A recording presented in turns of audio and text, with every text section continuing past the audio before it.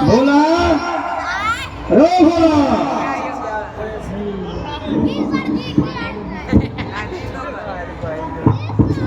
मेरा नाम है भोला, खाता हूँ भांग का गोला। आगे मालिक। अरे जाओ अपने छोटे बाबू को भेज दो। जी जैसा आप कहे, आपका हुक्म सर आंखों पर। और सुनो, जी मालिक। तुम्हें आने की जरूरत नहीं, समझे? जी जैसा आप कहे। लो इसे पीते जाओ। जी मालिक शुक्रिया।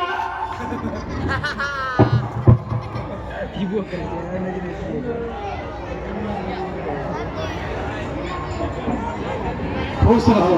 आपने मुझे बुलाया पिताजी? तुम्हारे परीक्षा का रिजल्ट निकला या नहीं?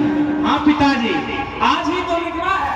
और आपको पता है मैं यूनिवर्सिटी में टॉप किया पिताजी। वाह, आज मुझे बहुत खुशी हुई कि तुमने अच्छे नंबर से पास किया है।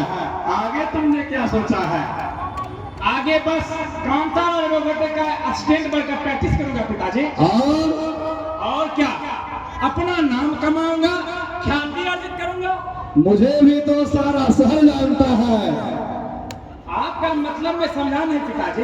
मतलब ये कि दौलत वालों का नाम शहर का एक एक बच्चा जानता है। उसे नाम कमाने की जरूरत नहीं पड़ती, उसे नाम खुद ही मिल जाते हैं।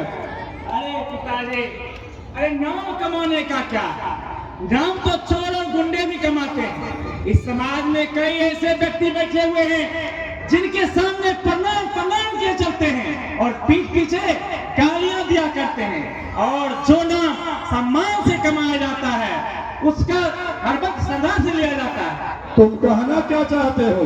यही पिताजी, सत्यमेव जयते, सत्य का सर्वतः विजय होता है। मैं पैरवी उसी का करूंगा जो अन्याय में फंसा हुआ हो और जिसका पैरवी खुद भगवान करता हो। और मैं उसे बचाने के लिए इस हद तक जाऊंगा कि मैं उसे बड़ा इज्जत भरी करूंगा।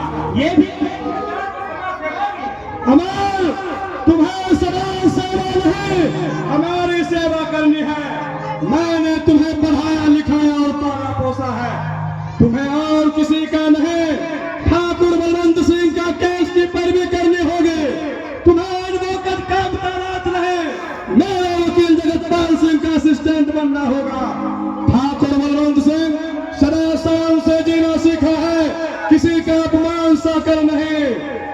और ठाकुर के रास्ते में जो आते हैं बेटा, उसे सदा के लिए ऊपर भेज दिए जाते हैं। तुम्हें पता है अगले साल लखन सिंह मेरे रास्ते का कांटा बना और जब वह हॉस्पिटल में दाखिल हुआ तो मैंने ही उसे जहर का इंजेक्शन दिलवा दिया, कैंसर का बहाना बना दिया।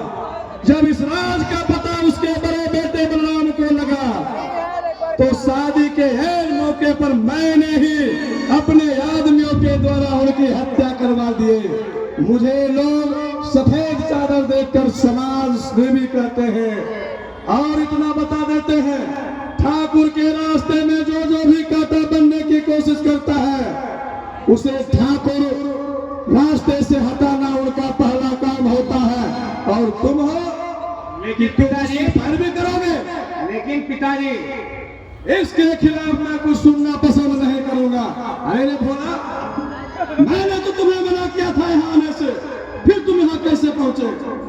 गलती माफ मालिक, कोई आपसे मिलना चाहता है। कौन है वो?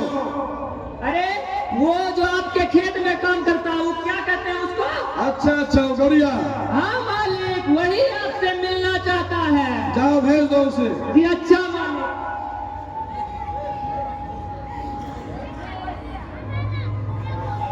नमस्ते ठाकुर साहब। आओ गौरी, क्या काम है?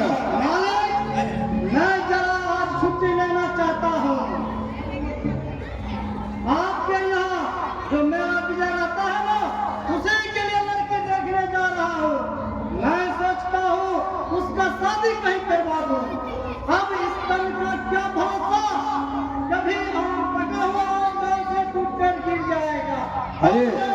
अरे दहेज कितना दे रहा है? दहेज अभी दहेज की बात नहीं मालिक, लेकिन दहेज तो मिल रहे हैं। अच्छा, तो आप भी एक घर लूटने के लिए चले गौरी काका? गौरी गौरी बाबू, अभी आप छोटे हैं, क्या समझेंगे? अगर मैं दहेज न लूंगा तो हमारा समाज में मेरी प्रतिष्ठा नहीं रहेगा। वाह, बेटे को लोग बछड़े की तरह पालते हैं और जब एक दिन बड़े हो जाते हैं तो अपने कर्ज अदा करने के लिए उन्हें बेच देते हैं। बाहर समाज से भी बाहर या दहेज की लोभी हवेली। अमर, तुम दहेज लेने से किन किन को रोकेगे? क्या तुम खुद दहेज नहीं लोगे? नहीं पिताजी, मैं दहेज कभी नहीं लूंगा। मैंने जो तुम्हारी पढ़ाई लिखाई में इतना सारा रुपया पैसा खर्चा किया है, वह काम देगा तुम्हारा नाना? पिताजी, इसका मतलब ये नहीं है कि लड़की का बाप आपको सारा घर बेच के दे दे और खुद दर की ठोकरें खाए। बकवास बंद करो। मैं जानता हूँ तुम बहुत बड़े काबिल हो गए हो। अच्छा गौरी, तुम जाओ, खेत पर दूसरे को भेज देना। और तुम सुनो अमर, मैं हाई कोर्ट जा रहा हूँ, जरूरी काम है, तुम घर पर ही रहना।